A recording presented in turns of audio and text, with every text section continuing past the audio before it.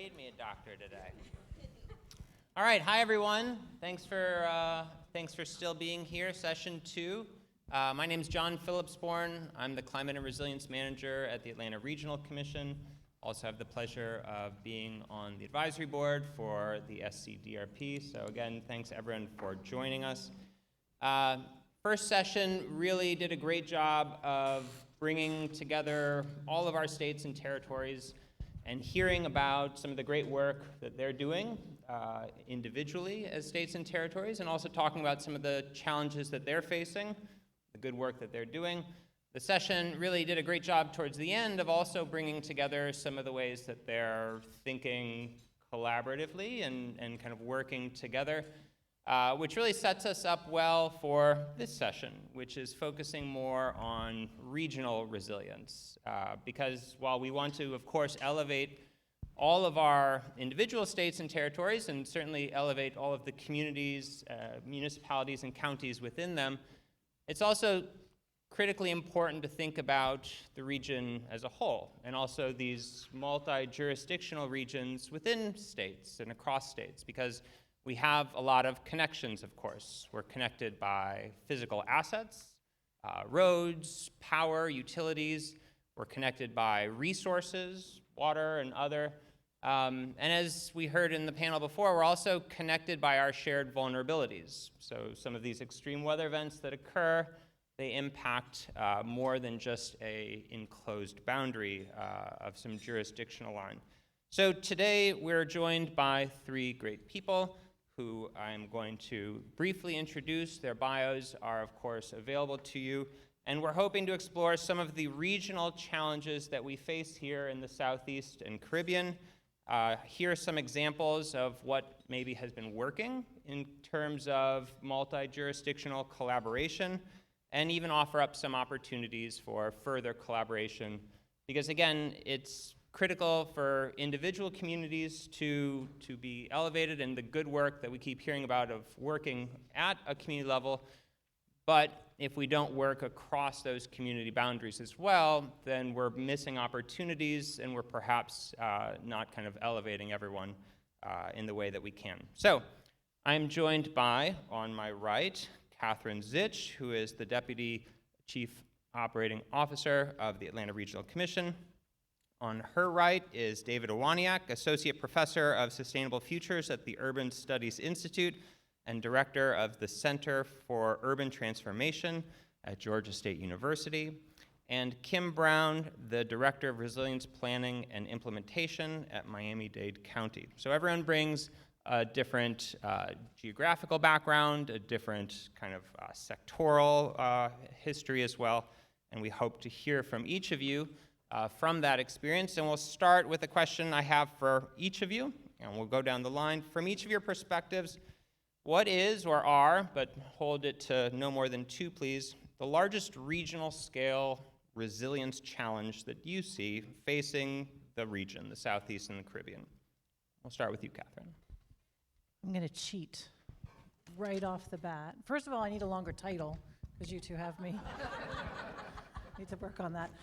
So water and heat, see, that's 2. But under water, we're going to have a subset, which is drought and urban flooding, right? So I'm Atlanta Regional Commission.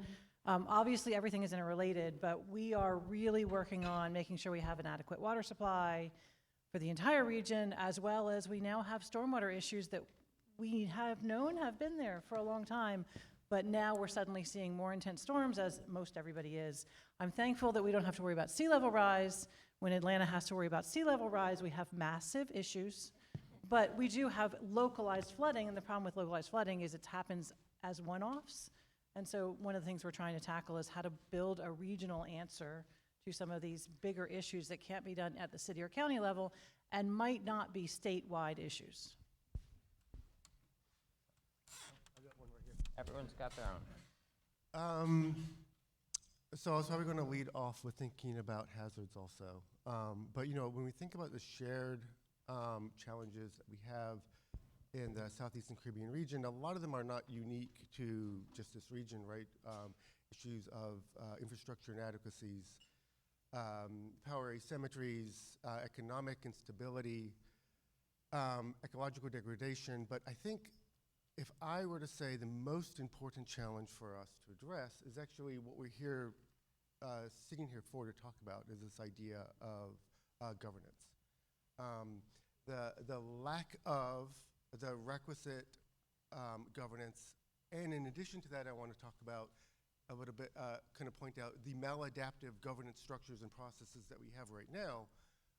The need for this kind of multi-scale, multi-sector, effective regional governance, that would be our biggest challenge that we have to address if we want to address these issues that you're asking about, John. Is this working? Yes. Well, first of all, I apologize. My eyes are a bit watery today. It's not that I'm emotional about this issue. We've only just begun. Yes, I might get there later. Well, this is going to sound repetitive after the first panel, but I think it underscores the importance of what was discussed, and I just want to put a finer point on it. I think that one of our challenges are the more frequent and severe disruptions from these unnamed storm events. And you know, I just want to give an example from this year in our Southeast Florida region. The area of Fort Lauderdale had 25 inches of localized rain that you know, shut down our airport, disrupted operations at our port, and you know, led to about a week of fuel shortages throughout our entire region. And you know, I don't think anybody was totally prepared for an event like that. As a result of it, you know, Fort Lauderdale's doing a lot of work to assess how they can better prepare and handle situations like that. And in Miami-Dade County, we've created a flood task force that includes all levels of local government, our academic institutions, our community-based organizations, to look at how we can better prepare and notify the public about those kind of flood events. And most importantly, make them care about it. You know, I was gonna, well, I think I already used the word inform, and you know, hearing Reverend Durley speak, you know, I want to use the word inspire instead. So, you know, really, and I think the last panel really touched on that, is how to inspire people.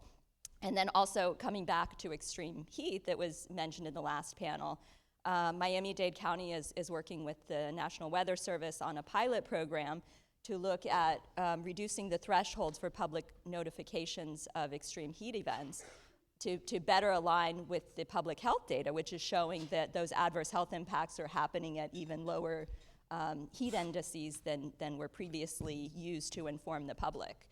And in the last panel, you know, there was that really important discussion about you know, putting it together for the public about what they do with those notifications.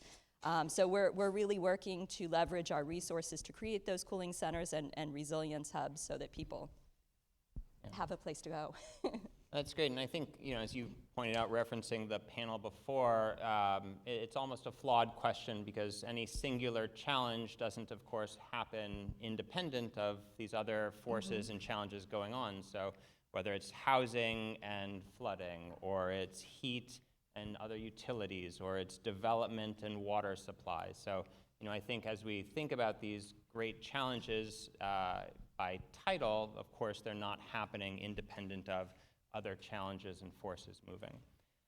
So I want to piggyback off of that and also talk about some of the experience represented on this panel with some strategies and collaborations across jurisdictions that are in place within the Southeast and Caribbean and have had some success. And so maybe I'll keep with you, Kim, and have you share a bit about some of the success from the Southeast Florida Climate Compact that you're a part of. And you know, you don't have to tell the long story of it, but maybe kind of what are some, it's 10 years in, what's working? Yeah, almost 15 years in. Yeah. Soon we'll be at 15. So the Southeast Florida Regional Climate Change Compact was one of the first of its kind. It covers a 4-county region, a population of about 6.2 million. To toot our own horn, President Obama called us a model for the United States and the world back in 2015. And now there are about 7 of its kind throughout Florida. So I just want to touch on some of the benefits we derive from that collaboration. One of them I would say is coordination across shared systems. particularly for things like water management. You know, our water flows down from Lake Okeechobee to counties north of us, and that we rely on to replenish the Everglades and southern Biscayne Bay, and that we, you know, need to move quickly off of our urban landscapes to make them livable. And then our transportation systems are also intrinsically linked. You know, at least pre-pandemic, you know, 127,000 people commute on every weekday from Broward County down to Miami-Dade. And during hurricanes, we return the favor. For example, during Irma, we had about 650,000 people under emergency evacuation orders in Miami-Dade County, and we all trek north. So we're intrinsically linked, and it underscores the importance of that collaboration. So in the compact, we developed a regional climate action plan, which we update every 5 years, and it includes those policies and regulations that we recommend to enhance regional resilience. And those policies are then adopted by each of our respective boards and incorporated into our local policies and programs. It also gives us enhanced convening power. For example, we have the Climate Change Summit that we host every year. And this past year, we had over 700 registrants. It attracts people from all levels of local government, as well as, you know, academic institutions and nonprofits. And it really shines a spotlight on our region, which is important. It also allows us to build on our regional knowledge. We have a lot of subject matter expert teams within the compact working on issues like insurance, model resilience regulations, like I heard Georgia mention in the prior panel. And also we develop our own sea level rise projections to take the national data and make it local. And those projections are then adopted by all of the 4 counties and many of our municipalities. And then lastly, I'll just say it gives us the opportunity to leverage and amplify our collective impact. We've won a lot of federal and state grants because of the collaboration of the compact. And also it gives us the opportunity to develop a common federal and state policy platform and then advocate for those issues with a more powerful voice.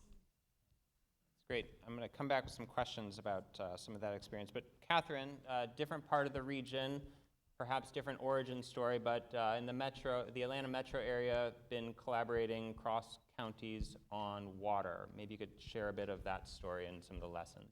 So Kim says you're 4 counties and 6 million people. We are 15 counties and 6.1 million people, Okay. so take that. We're 6.2. It kind of gives you an idea, though, of Metro Atlanta, right? We are an urban core and then a whole lot of sprawl. The thing we all know sitting in this room is that water doesn't follow city-county boundaries. So one of the great things about the Metro Water District, which I've had the pleasure of running for about 11 years, is it brings people together on policy and also requirements that every city and county has to implement. And if they don't, we have teeth with our regulatory agency that they don't get a water permit, a wastewater permit, or a stormwater permit, which is to say everybody's in a room. It eliminates the economic competitiveness across counties, and you can really start talking about policies that push the ball forward. Sorry to my friends from Indiana here, but it gets us invited to really cool places like Indianapolis to talk about how cross-county and city, when you have teeth to we're not just a planning agency, but also implementation. One of the things as an example, we're talking about today is now stormwater and development, and building off of Indian River. Sorry, I don't do names, I do like phone numbers and places people are from. So Indian River, from the panel before, we're trying to build trust. So the answer to resilience, as he said, was trust building, and then from trust building, you can get to dollars. I look forward to getting to dollars. Right now we're in trust building between the development community and our water and wastewater utilities, who think we'll just regulate our way out of every stormwater problem. When you do that, you have an affordable housing problem, which, by the way, in Georgia, we don't have an affordable housing issue, we have a workforce housing issue, because as we've talked about, it's all about the lingo you use, and our governor is all about investing in workforce housing, and is actually putting money into sewer systems so that the development doesn't have to pay for sewer systems in the cities and counties. It's being done at the state level. So we have all of this conversation going on around workforce housing. what we're finding with developers, I sat down with them to talk about increased storm intensity and stormwater, and I went through the whole spiel, and one of them looked at me and said, so, what's stormwater? Okay, let's just agree that we need to back up as a community. When the person you're talking to doesn't know what stormwater is, you've come in at the wrong level. And so, to the point of trust building, we're also building communication and the framework and equal wording. But what we're finding is by having this conversation not at the permitting stage when a developer is trying to get something through a city or county, we can actually have real conversations about the issues and potential solutions because we're building trust, and it's not a hammer or a carrot, it's a conversation where we're all coming together to work on it. And that's one of the things I think has been a highlight of where we're pushing a ball forward in Metro Atlanta that I don't think we were doing maybe 15 years ago.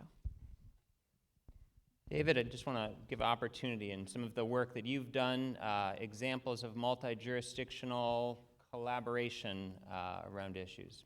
If not, I'll tee you up for the next one. Yeah, I'll go really quick. I was thinking of something in particular actually just now. Let me preface it a little bit for why I think this is so exceptional right now. We've all been working in this resilient space, probably a lot of us for a very long time, and we've seen the concepts and the application of resilience evolve through time, right? We saw it from its more very simple early forms of resistance or robustness to moving to thinking about not just thinking about resilience and recovery, but thinking about for whom and how in very critical ways. The next wave, and I'm oversimplifying things, of course, is this idea of we're not just trying to move back a lot of the resilience characteristics of our cities, of our regions, of our counties are actually quite maladaptive, and we need to move away to new things. And this ideas of concepts of like build back better became really have become now more mainstreamed, right? The problem with that mainstreaming, though, is that there's a lag yet to our ability to actually know what that looks like and how to actually do that. But at least the ideas and concepts has been mainstream so that we're actually have actually started to create that framing together. Next on the horizon, though, what I'm seeing also now is this recognizing that we do need more transformative forms of resilience that really move this needle, that are a lot more reflexive. And that's something really quite emerging, and that's something I want to highlight in one particular network in a second. Because, you know, as we are looking at these resilient solutions and these resilient strategies that we're thinking about, we always have to remember this idea of reflexivity, because every single one of the problems that we have right now are solutions of the past. Every single one. If you can come up with something that does not fit that pattern, I'll buy you a drink for happy hour today. Actually, I'll buy you a drink for happy hour anyway if you come chat with me. But you know, the idea is that need for reflexivity, and I want to highlight one particular group network that's doing it really well across sectors, across scales. Yasmin was talking about Puerto Rico. One of the networks she highlighted is the CCAN, the NOAA CAP network across islands, working not just across islands, but within Puerto Rico as a whole. And also within the different municipalities, like the Ultra network, integrating that with more local community-based groups through groups like Alianza. So fully kind of integrated across scales, across sectors, but that's really hard, right? That's really, really frustrating, really confusing. It's not easy for this network at all. I've been working with them for quite some time. I know how difficult this can be. But there's opportunities there in that difficultness, right? Because that makes us step back away from our division, organizational, institutional norms at the scales that we're working at, of the sectors that we're working at, and we're having to move back in order to come up with these kind of common goals and ideas about, and then that makes us, that reflexivity forces us to question, what are the kind of goals of the system, the goals of our institutions that they have? What are they really aligned toward? How does that align with or in conflict some of these other organizations? What are the institutional and structural changes that maybe need to happen in order to create those alignments? Where is the agency and power? Where does it actually lie versus where it should lie to solve these problems? It's made this group step back those 3 steps to be reflexive and allow them to really ask these kind of transformative resilience questions in ways that I see very few regional networks doing. And so I'm really proud, actually, of this network that was being described. That's great. That's great. I'm going to... Yasmin, I got your name right? Yeah? Yeah, good. Excellent. Thanks, David. I'm going to build off of your example in kind of Puerto Rico and think about this connection between the Caribbean and kind of the mainland here in the U.S. For those of you that were at this event last year, it was in Miami. We had a very large presence from our Caribbean, U.S., and other partners. And there was a lot of understanding of the shared vulnerabilities we face in the Caribbean and the U.S., and when there's an impact in one, there's a knock-on effect in the other. And maybe understanding that baseline of those shared vulnerabilities, David, your work there, Kim, your lived experience and work in the southeast of Florida, Katherine, you're of course welcome to share if you have. Maybe you could talk about the importance of coordination as it relates to resilience planning and that thought that has to go to what happens in the Caribbean as it relates to your work in the Southeast. Sure, I can start off. Yeah, and I appreciate you mentioning the common vulnerabilities, and they're numerous. And as we heard the presentation, particularly from the U.S. Virgin Islands in the last session, I was writing down some more there. I was like, oh, yes, that too. So, I mean, obviously we have hurricanes and sea level rise and saltwater intrusion and failing septic tanks and beach erosion, and then sargassum, as I heard. I said, oh, yes, that's, another common vulnerability there. So there's definitely an opportunity between Southeast Florida and the Caribbean to share knowledge, and forums such as this are excellent opportunities to do that. We also have a lot of other organizations that work across our regions. The Urban Land Institute also works across our region and has connected us to share knowledge between our regions previously. And then we have, a lot of academic institutions working in Southeast Florida that are working to address these vulnerabilities and connect data that's so important for addressing our shared vulnerabilities. And those are, we can share that with our Caribbean neighbors. Also our ports and airports that serve as hubs, not only for tourism and shipping and disaster aid. So when we have disruptions to these services, they have ripple effects, and so it just underscores the importance of working across our areas to make sure that we're planning and mitigating for those disruptions. And then also our economies are intrinsically linked. We have a lot of corporations that set up headquarters in Southeast Florida for Caribbean operations, so any impacts there also affect those areas. And as Southeast Florida is looking to lead on climate resilience tech in the coming years, I think that there's going to be an incredible amount of opportunities to enhance those economic connections. So I'll just say that. David, from your experience working in Puerto Rico and the Southeast, can you think some more about those connections of kind of when we share vulnerabilities in one and the importance of kind of investing in resilience, not just at that local level, but understanding that kind of regional connection? Yeah, actually, I don't think I have too much to add to that. I think that was a brilliant response. I think I just kind of want to plus one Kim's response. The shared issues, and more importantly, the shared interests, are there. Whether we're thinking about trade, agriculture, tourism. I mean, there's all of these different shared issues and opportunities and interests are already there. Where it's just how do we harness that need? How do we describe what the role of requisite regional governance looks like? Where should it be for particular solutions? Where should it not be? At what scale is appropriate for this type of work? I think it's kind of communicating the need for and the role for regional governance across these different interests and issues. That's the key thing that we need to work on, is being able to kind of communicate that, because I don't think a lot of people outside of this room, I'm so lucky to be with my fellow cheerleaders on this, actually recognize the important role of this kind of regional scale governance and what that actually means and looks like, and what the examples of what those big wins are. Well, I'm not sure. I know that it was brought up, Jennifer brought it up in the first session. There are a lot of regional kind of groups, regional kind of networks that meet, but that concept of regional governance, maybe we'll have to circle back on and figure out what that actually is or how to do it. I want to kind of take a scaled out look, and one of those things that connect us as a region, of course, and Kimmy brought up kind of airports and ports, is infrastructure. And so thinking about interdependencies across the region, these systems that connect us, that we all use and go in and out of borders. So infrastructure and natural resources as well.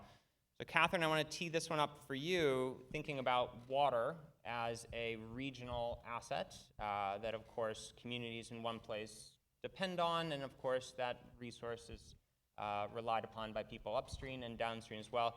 You've been working across states for some time now on these regional water issues, and I was wondering if you could share a bit, maybe again not the decadal story that is, but where we've come kind of in this region on lessons learned from sharing those resources and how we spend less time kind of fighting over them and more time kind of collaborating on sharing.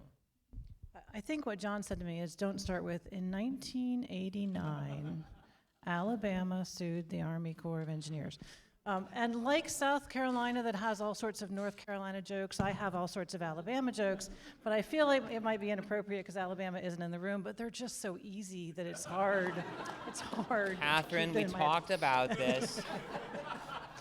All right, so for those of you that don't follow water wars between the three southeast states, Florida, Georgia, Alabama, we have in fact been fighting since 1989. It's all about Army Corps of Engineer reservoirs that are shared and multi-purpose. We need them for water supply and other things. They're for navigation. They're for environmental needs. They're for oysters in Apalachicola Bay. Maybe we talk about all this interconnectedness of the system, right? Since 1989, we've been suing. And the one thing I can tell you about that is it gets you nowhere. Now, I will tell you, Georgia, all we do is win, for those of you. But that's not winning. Like, winning a lawsuit is not, sure, we've won and we move on, but it doesn't solve anybody's issue to have won in court, because what we have to be doing is working together on improving the way the system is operated, because it's all interconnected. And for us to think that a judge or a series of judges could come in and say, well, this is the nuanced change we need to make, is foolish, right? And so we just end up in this 34 years of fighting with each other without collaboration. Well, what John has teed up to me to say is, in December, Georgia and Alabama announced, hallelujah, that after 2 years of very hard work, we've announced a settlement agreement for the Chattahoochee River Basin, which is the shared river between the two states. Hard work. Now, we're still fighting in other places, right? But I think what it shows is if you can get out of the court system, and arguably it was a mediated settlement, so it was within the framework of a court system still, but it was the states and the parties talking to each other about what works and how you can improve things that we would never get to from a judge or judges. Similarly, there's a group called Apalachicola Chattahoochee Flint Stakeholders. It's 56 people up and down the basin that get together and talk about what they need. I can tell you I know more about the entire basin because I've heard, not in papers about Apalachicola oystermen, but because I know Apalachicola oystermen, who, by the way, are no longer oystermen because the economy crashed and it isn't viable anymore. It's that collaboration and communication that we have to find a way, and I think that the Georgia-Alabama settlement is one step along the way. It might, in fact, be the easiest of all of the intractable issues between the three states, but I don't know, I take it as a marker, right? That if we can find a way to do it there, we can find a way to do it up and down. And so for my friends in Florida know that I don't actually make Florida jokes, and we really do want to find a different way to settle these things outside of a courtroom. Kim, you mentioned with thoughts on the Florida Climate Compact, you talked about almost emergency response or evacuation, shared transportation network. I wonder if you just wanted to share any thoughts on kind of the importance of collaboration around kind of those interconnections or kind of infrastructure systems.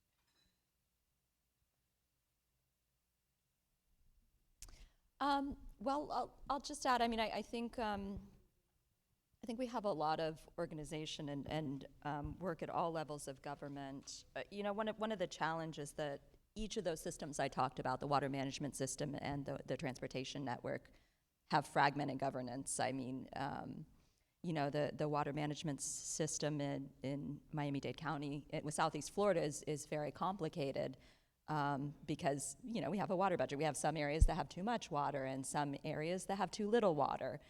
So trying to move water to the right place is always a challenge. And, it's being managed by this complicated framework, of the South Florida Water Management District canals, the primary canals, and our secondary canals managed by the county. And, then we have these tertiary systems. So trying to bring all those things together. Our water management district has been really, really great about, bringing all of the stakeholders together and looking. They're undertaking a level of service study for all of their canals. And unfortunately, what it's kind of showing us is that the challenges are daunting where we are. Almost all of our canals work on a gravity system, which in the face of sea level rise is very daunting because that gravity system ceases to work at a certain point. So yeah, it's daunting, and they've done really well at bringing all of the stakeholders together to at least try to tackle the challenge. So I'll just add great. that. That's great. All right, David, I'm going to bring it back to governance. So we clearly don't have kind of regional governance in the sense of multi-state. We hardly have multi-jurisdictional governance, but if we think about state and federal level, what steps do you think could the state or federal government take to more thoroughly develop kind of a regional governance around resilience? A structure for such things. I'm thinking about three things, and none of these are going to be like, wow, insightful comments from me, in that every single one of you, I think, already know what the answer is, right? The easiest low-hanging fruit answer to that I'll start with, because it's also the most boring, is federal and state resources. Of course, are needed in order to enable those. Let's get past that really quick. I think we can all agree that is, while there are some tiny little pools of examples of where that exists, it is, very, very, very tiny. The capacity building side is, of course, another key place. The problem with the capacity building for regional governance, on the other hand, though, is a little trickier, right? Because for capacity building, it's really great if you stand with a foundation and understanding of what it should look like and how it should work, right? Regional governance is still an experiment, right? It's still an ongoing experiment where we've seen wins in many places. We've seen places, actually, though, where it has, with really great intentions, basically fallen apart. Oftentimes, those falling apart is linked to the third issue, where most of these, where the studies that have looked at regional governance that have not actually kind of been able to kind of coalesce and effectively address solutions, it's usually come down to trust. Trust breaking down across the different scales and across the different sectors. And so while on the surface, you might be thinking, all right, so David's just saying, really, on the surface, David's just saying, oh, we need more resources, of course, for it, funding, the number one. We need capacity building for it. However, we don't have that capacity. And so that's a nuance that I do want you to think about, is when thinking and embarking on that, we need to come into it with a tinkering, experimental, let's not break everything all at once. Let's make sure, though, that we're truly transformative in trying to move the needle. And it's going to be an experiment, but with that, there are some kind of capacity building that we can do along the lines of how can you create these kind of experimental governance institutions and structures and processes. And the trust side of things, I think, Katherine, you spoke I don't think you used the word trust, but I was just saying also, though, in your last comment, speaking to the trust.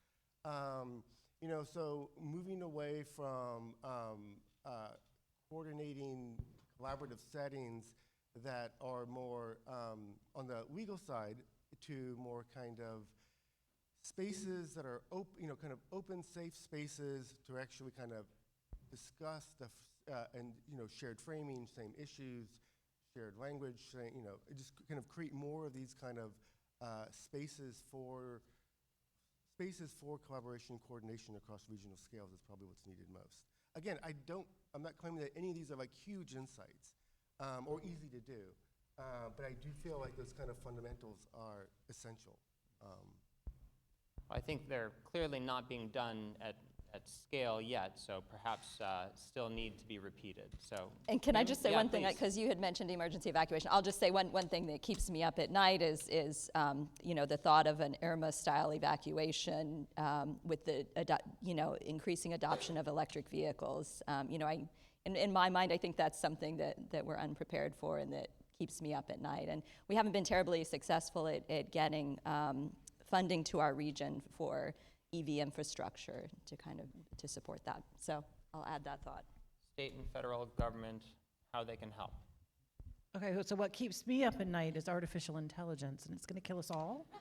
And it's not because we're going to be living, like robots are going to be commanding us, though that might happen in some reality. I worry about water use and power usage. And what I would like the federal and states government to understand is the interconnectedness of all of this, right? So ARC is rolling out SMART goals. I'm an engineer. I could care less about SMART goals. But one of my goals now is to get my PE license renewed. I mean, that's where we are in life. I've renewed it for 27 years, but nonetheless, we will do it again, and it'll be a SMART goal. So what did I do? I put that goal in ChatGPT last night and said, please write this as a SMART goal, and it gave me, SMART. And I think I used 7 gallons of water doing that because our data centers that are processing that have to be cooled, and that cooling is 85% consumptive. And oh my goodness, is this a problem? Combined with we're switching to clean energy. The federal government has a goal of 100% emission-free transportation network by 2030 or something like tomorrow.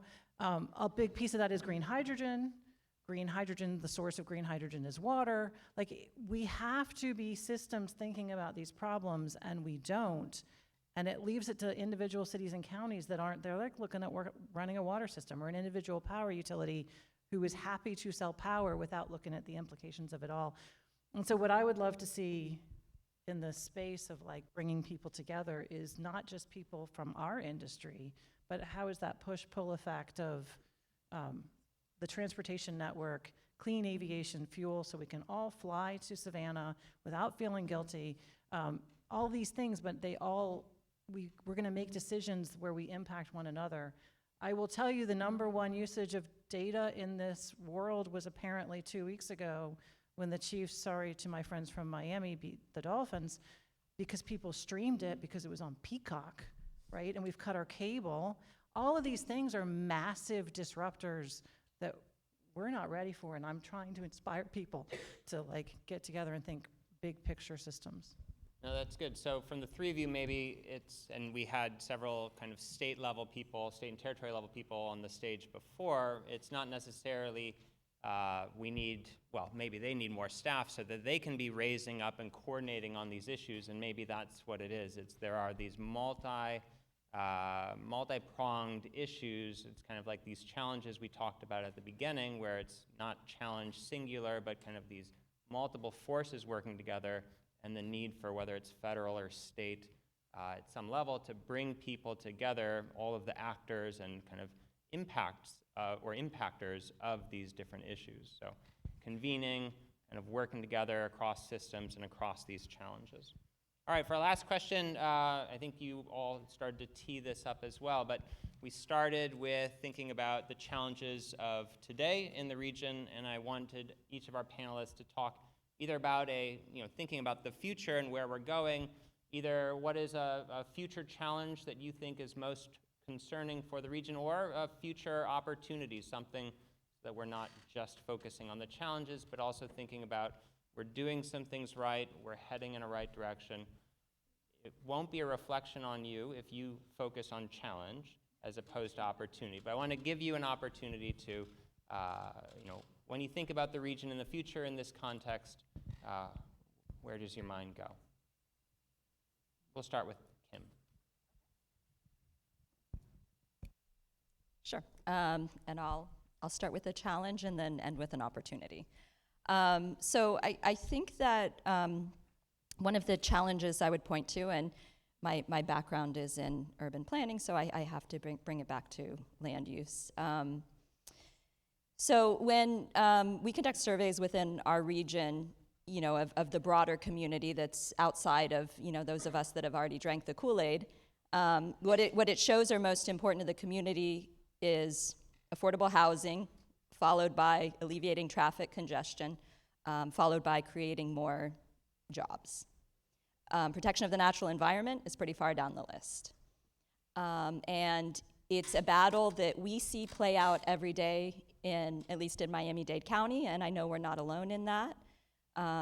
We field numerous applications every year to move our growth boundary for development in the name of housing and jobs.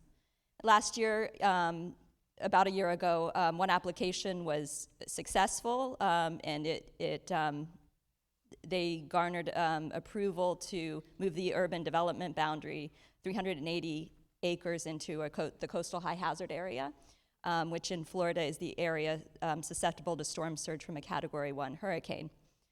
It's caught up in some other technicalities, but we'll see what happens with it, but they did win approval from our board. So, I just want to say, and kind of reflecting on Reverend Durley's comments from this morning, that, we have to connect the dots for the elected officials and for the public, that, if we're going to protect these green spaces to continue to have those benefits of flood storage and storm surge attenuation that we derive from these areas, we have to, like I said, connect the dots for the elected officials and the public, that relates back to the issues that they care about. If we keep putting development in these vulnerable areas, it's going to lead to higher insurance rates for the whole community and affect housing affordability. We're going to have more traffic congestion when more people are under evacuation orders, and it's intrinsically linked to our economy and having a vibrant and robust economy, particularly when a large portion of your economy relates to the natural environment like it does in Southeast Florida. So I just want to make that point as far as a challenge, and then end with an opportunity. Southeast Florida was recently designated as a climate resilience tech hub by the U.S.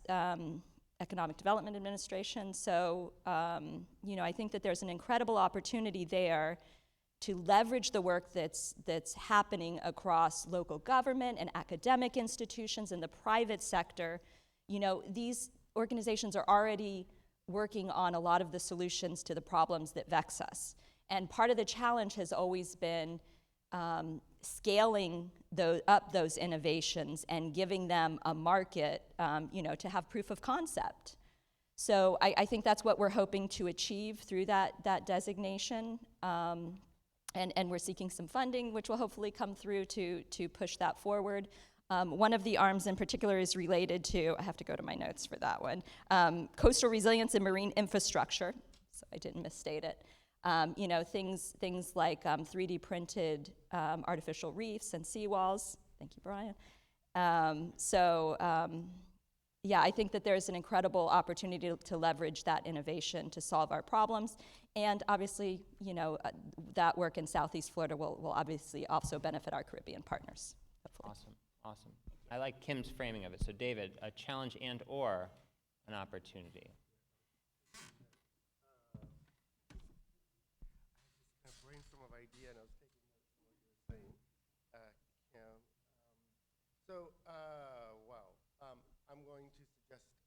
I'm going to suggest that the future-oriented challenges, they're here today. They're just going to be even a bigger challenge. They're just going to get bigger. Of course, we can't leave out thinking about climate change, its impacts on water resources, agriculture, biodiversity, human health. Something that maybe folks don't think about enough, a lot of, especially the folks that I've been talking to in different islands, territories, states, counties, cities, government is this idea of preparing for kind of the population and demographic changes. When we talk about climate migration, it has already happened. It is happening, yes, sure, but it's not near to the level of what we're going to see. We're not prepared for it in terms of land use, in terms of infrastructure, in terms of providing housing, education.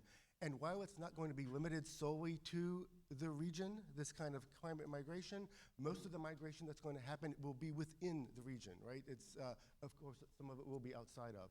So that need for coordination there is crucial. Technological changes, really quick. I also wrote down, I wanted to kind of foster, again, it's already there, but it's going to get increasingly worse, this mega trend associated with this kind of asymmetries of the digitization of rural areas and smaller cities. How do we address that? That's ongoing. It seems to only be getting worse, especially outside of the United States. The opportunities, again, same thing with the challenges, they're already there, we're seeing them. I talked about, we're seeing examples of these nascent governance structures, processes, innovative networks that are trying to experiment with what this regional governance looks like. How can it be effective? How can it bring together the resources that are necessary? How can it build capacity? How can it create trust among its members? Again, though, we don't have that nailed down yet, but I'm actually very hopeful and optimistic because we are seeing examples of that already. Katherine, you want to round us out? All right, I'll try to be brief. We'll see. You're closest. So people that know me know that I say I love working in Georgia, which is really translates to the Southeast and the Caribbean, because we have very real problems. And I feel like my voice carries, because there are not a whole lot of voices in the room, right? So what I'm doing is magnified by the importance of the fact that every one of us, like, we're looking at each other. I think if we worked in Seattle, I would say something and everybody in the room would, not at me, but that would be everywhere I went, right? Also, we are incredibly diverse. And the opportunities that come our way working in this space by being diverse, I think is something that we can leverage and build upon. I go to meetings nationally and sit in water meetings in which I can assure you the room does not look like this, to the point that I'm like, sometimes, like, I don't even know this exists anymore, right? So we have to leverage that diversity, the community voices, in order to solve problems. John and I Pew Foundation hosted a meeting in Georgia. I will point out that we are almost surrounded with chief resilience officers or something of the like, North Carolina, South Carolina, Florida. Our western border is like, which state? No chief resilience officer on our western border. Nonetheless, it was about how do we get to conversations in Georgia where we have something linking us all together. And I think there's such opportunity here. But this is why it's exciting, right? Is because we can do this. There's work to be done, but look at how smart and diverse and amazing we are. We can actually get there. Mm-hmm. I like it. I'm going to also add kind of a opportunity/nod for hope in the region, and I think we were talking, some of us were out on Tybee Island yesterday, and Alan was talking about how he's going into elementary and 5th graders, 6th graders, 7th graders, talking to them about the importance of thinking about these issues, the future of Tybee and how they can get around. I have a 6th grade son, and he came home the other day, and he said, "Mom, Dad, today's question was equitable distribution of solar energy." And it's like, whoa, you just said like 7 words together that I didn't, I'm struggling to think about independent of each other. And he had something insightful to say. And so these challenges that we're facing gets at the community. These are also challenges that our younger colleagues are also starting to think about, and we have to make sure that we're bringing them along too. And I've been reminded to not underestimate them, and this was another example. So how do we take all this information and make sure that kind of everybody is a part of this solution? So I want to quickly thank my panelists here, but also have some time to open it up to all of you. Thoughts on regional resilience and some of the things and questions that you might have.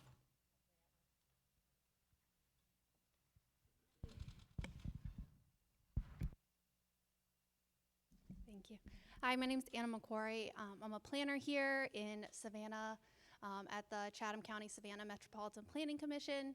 And so speaking to my local government, county government, regional government folks, how do you recruit and attract this great talent we have in the resilience, environmental, climate sphere into local planning, not just with increases in salary, but how do you get us in the room where these decisions are being made on the local level? I often find myself the one person in the room saying, no, that tree is more important than a billboard. The arborist said, you can't cut it down. You can't cut it down. And so just thinking about how do we get us involved with these decisions that happen on the very local level. As an example, with my master's cohort, we just graduated. I was the only one to go into the public sector. 7 others went directly into the private sector, which I love working with consultants. They're very intelligent people, but in capacity building, trust building, that happens on the local level here. So I was wondering if you had insights on how you've been able to build your staff and attract them to maybe smaller regions other than just Atlanta and Miami. Yeah, thank you. So I work for a regional planning agency, and I think I said before, I'm a believer in regional planning because we can do things and make an impact at a level that cities and counties can't do, and maybe the states don't have their ability to, right? It's just an amazing space to really make change. That said, we don't pay well, and both of us are testament to that because both of us took pay cuts from consulting to come to work for ARC. And so it all becomes a question of somebody that can paint a vision, right?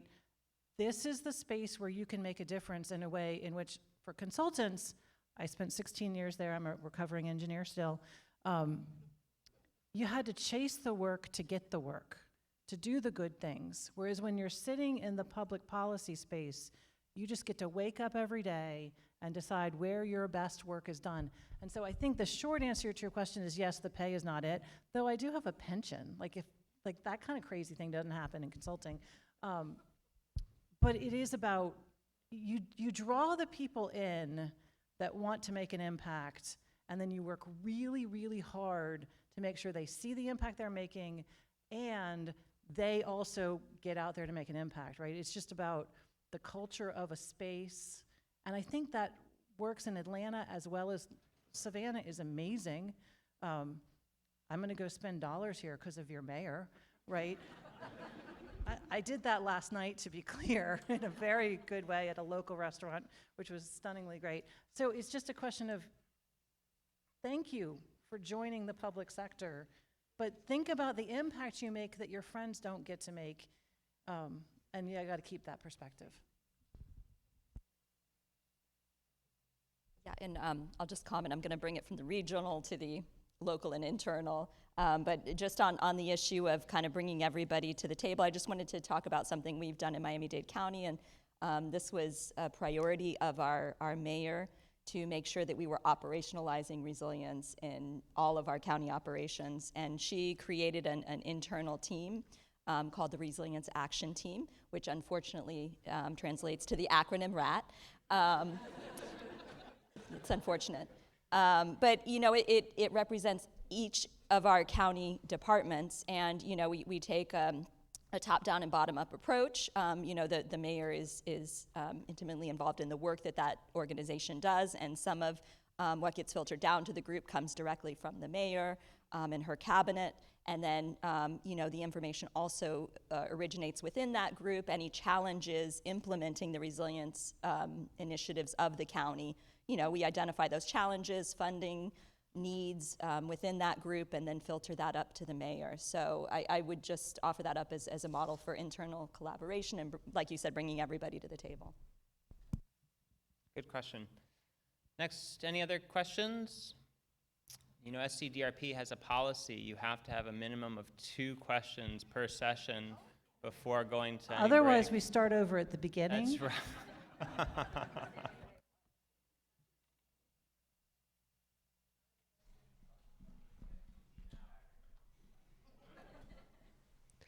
So I'm curious, here in Savannah, we have a coastal regional commission. I would argue that maybe water has not been in the forefront of their thought process. And I'm curious, being in Atlanta, how you've navigated, particularly counties, cities that don't really maybe necessarily always get along, align, how you even get your own house in order before you can start worrying with your neighbor. Talked a little bit about the Metro Water District, and I don't disagree with you about the coastal. Atlanta Regional Commission has been doing water work for years. In part because we are at the top of a basin with very small rivers, though we do have rivers, and so we have to treat our water supply as limited. When the district was formed, it was formed by the Georgia legislature, and it was the business community and the elected officials that created it, right? And so it was because we had the business community saying, we're gonna have a moratorium on building in the city of Atlanta, that like there's nothing like a crisis to take advantage of to force collaboration. One of the first things we did was requirements that every city and county had to do. We can talk about water rates and leveling the field, which is what it's all about. And Gwinnett County, our biggest county, 1 million people, sued the Metro Water District, like right out of the get-go, and said, you're overstepping your boundary. And the Attorney General represented us, and we won. And suddenly, you'll have my whole mantra, you'll see it, we shouldn't be doing things in court, but suddenly we had this baseline where the cities and counties realized we had the power to do all sorts of things that they might hate. So they better be at the table to make sure that we as staff keep things, they can keep us in check, but we're also pushing the envelope. And our board is 16 elected officials and 10 people appointed by the governor, lieutenant governor, speaker of the House. So it brings together like all these different perspectives, and it forces us to work together in a way that is really rather magical. And I will add accidental, because as any legislature who you all work with is all perfect and they know exactly what they're doing and they're very determined when they write a bill to get it exactly right. The bill that created the district, the night before it passed, somebody put the teeth in there that said you won't get a water permit unless you follow the district plan, and snuck it in, and it is what makes us magical. So some of it is honestly a brilliant person in the background who was sneaky, God bless him, but also the table setting, that suddenly, like once you have the mechanism, you can have real conversations, and then from that, people don't like Atlanta. You'll be surprised to know that we're the evil city upstream that sucks all the resources, and I don't mean water, because we don't, but like economically. So, but we really want to help, it's about leveraging knowledge and making everybody better. I like it. 2 more questions. Mark, and then in the front. Hi, I wanted to correct Katherine. Alabama has good things about it. It keeps Mississippi from touching Georgia. Come on, everyone. This is a clean forum of collaboration. Now, my question, and it follows up on the environmental planning question, I think in our coastal communities, and I'll leave Florida out of it because it's mostly developed, but North Carolina, South Carolina, we've got natural resources that have been preserved and protected. And to me, in addition to sea level rise, development is probably the biggest threat we are facing. And you can look at the warehouse proliferation around here. Where are they going? They're going in low areas that are helping us maintain resilience. And so my question is, looking at Miami and Atlanta, if you could go back 20 or 30 years when y'all were rapidly developing, are there suggestions for our rapidly growing coastal communities that we really need to take to heart? I think that the zoning system in America is broken. And the fact that we build 10 parking spaces for every apartment or whatever that's not accurate, but we really need to rethink how we zone. And so that's not going back 20 years because we're broken too. I do think we have some good examples in Metro Atlanta where towns are building their own community in different ways than is the norm. Serenbe is one of them, which is not perfect and utopia and does not have workforce housing, but they've built differently in order to make it a walkable community from the get-go. I think zoning, we as Americans have gotten used to our single-family homes with a cul-de-sac that ends and doesn't connect to anybody else. And that's where, if we could start reframing our fabric of our life, then maybe you can also put your warehouses where they are the least impactful. because I don't believe we're going to stop them or data centers, though I would like to stop data centers. But we have to think holistically, right? So I think Georgia is pretty blessed because we have a lot of King's Grant, and many of our islands are protected, and so we can limit development in a lot of ways, so nothing is perfect. But we need to be thinking systematically on how to solve that problem. I just want to build on what you said, because I think you covered it pretty well. And I'll just give the example. I mean, Miami-Dade County, which, you know, is a very populous county, but yet 78% of our residential land use is detached single-family housing. And we're mostly built out in that respect. One of the primary tenets of our sea level rise strategy is to build on high ground proximate to transit, which fortunately for us, you know, our transit system was built on our Atlantic Coastal Ridge, which is our high ground. So the more we can push future growth to those areas, the better off we'll be. But the problem is that there has been a perception down there that needs to be this perpetual supply of single-family housing, and it's unrealistic without pushing into those environmentally sensitive areas that you described. You know, we're not primarily development down there in Florida, particularly Southeast Florida. In fact, we're bookended by 2 national parks. So we're incredibly sensitive. We also have a very robust agricultural industry. You know, second largest in the state of Florida in terms of agricultural sales after Palm Beach County. So, you know, protecting all of those resources is important, and we have to put it in the minds of people that it's a false choice, that it's either housing or the environment. You can have both, and we need to connect those dots, like I said earlier. Very good. Last question here in the front. Okay. Hi, my name is Jadan. I'm with Texas A&M University. So my question is about, you know, we're using 2 big words, regional and resilience, and like some critiques on both regionalization and resilience is that it like heightens the most bright spark and then like kind of pushes away the persons who are, or the groups who are underserved, or the places that are underserved.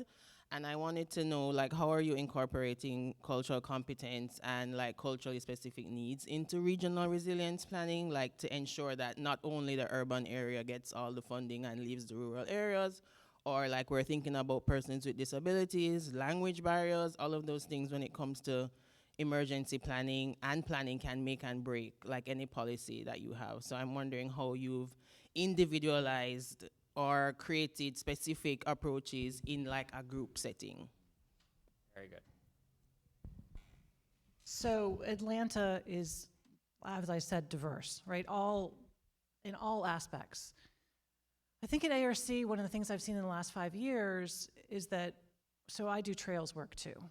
And our trails, when you look at our trail network and our trail plan, it is horrifying because we've put trails in communities that can afford to put trails in communities, right? And you look at our trail plan, the southern part of the region by the airport, which is one of our most economically disadvantaged, doesn't have trails.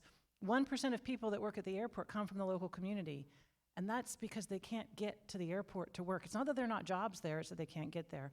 So one of the things we're doing at ARC is trying to really take a step back and think more when we are planning our transportation funding about how to solve this issue, but then we're trying to be very determined that we don't know the answer, right? So we're looking for where are the holes where we have done a bad job historically, and then meeting with the local communities. And the beautiful thing about Atlanta, Metro Atlanta, is there is a whole lot of stakeholder groups and a whole lot of voices already existing that we can connect with, right? So we're trying to be intentional in looking at where the voids are, but then not coming up with the answer in a vacuum because we're the regional authority and we can tell you what you want, but instead really listening to the local community, but then putting the dollars maybe in some of the harder places. And I will tell you, it's especially harder because the governments sometimes don't, like we have gone where the governments are really easy to work with and can sign something like that.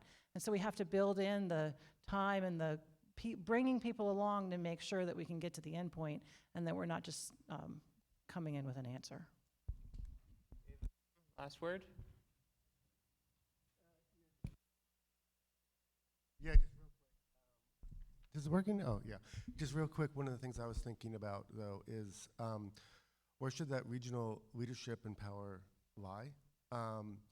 And I think it's a tricky question.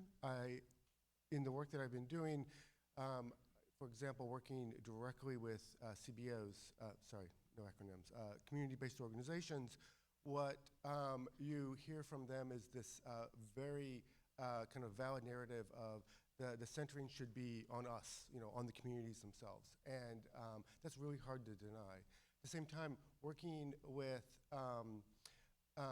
with larger scale governance institutions that do actively try hard in meaningful ways, work with CBOs, you often hear similar narratives, and there's a whole bunch of them, but one of the examples I'll give is that, yes, the problem is that this community is at odds with what this adjacent community wants, and that's why we're trying to work at these larger scales, is to kind of negotiate and to kind of, find what's best for. And really the answer is kind of neither, I feel like, or actually maybe the real answer is in between, right? When we're talking about regional leadership, we're talking about both needing to elevate the voices from our communities to every level of the scales of what's needed, of what the needs are, what the values are associated with that, and also from the top down, what are the kind of more regional goals that we have? What is this kind of shared vision that we might have for the for this kind of to integrate these communities together, spaces to foster these different communities to come together, to have that space to think about what are the visions, what are the pathways, what are the individual strategies to get there, where do we disagree, understanding the problem framing of different communities. Does that actually happen in practice? Not nicely and prettily as the idealized form that I'm kind of wishing it existed, and I think we can create. But I do think that it's not to say regional governance doesn't work, and this is, because those are valid criticisms, but the criticisms are valid because they're maladaptive, the kind of structures that we have for that, not because that regional governance leadership can't exist or shouldn't exist. Well done wrapping that one up. Great question. Please join me in thanking our panelists for session 2.